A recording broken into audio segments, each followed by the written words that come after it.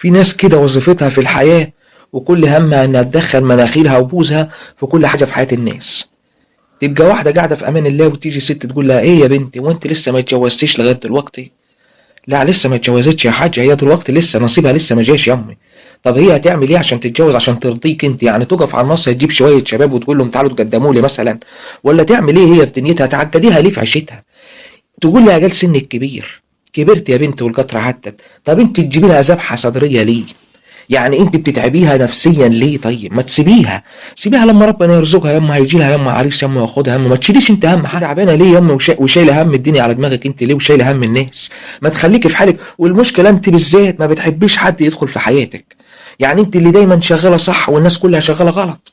واحد يتجوز، لو في شاب يتجوز ولا حاجه تقول له هو انت اتجوزت بدري ليه يا ابني؟ ما لحقتش يا ابني تعيش شبابك يا ابني، ما انت غلطان ان انت اتجوزت. ولو قابلت واحده لسه متجوزه جديده دي لها سنه ولا حاجه ولسه ما خلفتش، عارف بيبقى يومها اسود بعيد عنك لما تقابلها. طب ايه وانت لسه ما خلفتيش؟ لا لسه ما خلفتش يا حاجه، هي ربنا لسه ما رزقهاش بالخلفه. لا ده انت طولت جاوي يا بنت، ده انت لازم تروح تكشف وهو يروح يكشف وتشوف السر راح فين وجه منين وايه الموضوع. طب انت يا حاجه معلش يعني ايش دخلك انت في الامور بتاعت الناس؟ ما انت عندك ولادك وعندك حياتك، سيب الناس تعيش حياتها. انت مالك وانت مستنيه العيل بتاعها تعمل بيه انت يعني؟ خلفت هتعمل بيه انت عيل؟ هتمسك العيل انت الهزازه، انت جايبينك هزازه للعيل ولا ايه؟ مش فاهم يا حاج، انت مالك انت ومال القصه دي؟ طيب واحد فتح مشروع في امان الله والدنيا ماشيه معاه تمام، تقول لك لا ده عمره ما يبقى زي ابن سميره.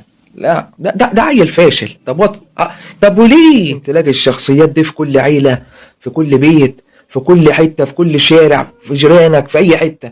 فاحنا اخواننا مش عايزين الناس دي خالص في حياتنا والنبي. احنا مش عايزينك تتدخل يا حاجه في حياتنا، سيبينا في حالنا، سيب اللي يتجوز يتجوز واللي يتطلق يتطلق واللي عايز يخلف يخلف. ما تشيليش هم حد انت، خليك انت في حالك.